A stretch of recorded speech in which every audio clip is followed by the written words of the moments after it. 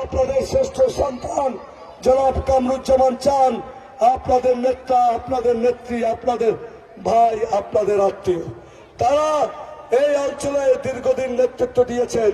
শুধু অঞ্চলে নয়, জেলায় নেতৃত্ব দিয়েছেন।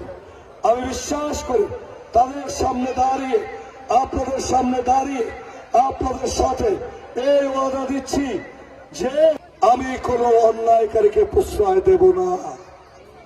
আমি শহীদ রাষ্ট্রপতি জিয়াউর রহমানের আদর্শ স্বনির্ভর বাংলাদেশ কায়েমের জন্য তারেক রহমান যে 31 দফা দিয়েছে, তার 8 দফার মধ্যে 1 দফা ফ্যামিলি কার্ড বলেছেন নেতারা, মা বোনরা 2,000 টাকা পাবেন।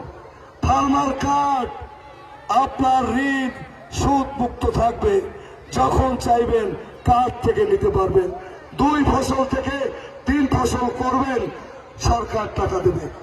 আপনাদের ইমাম, মুয়াজ্জিন এবং অন্য ধর্মের উপাসনালয় সকলকে বিএনপি ভাতা প্রদান করবে।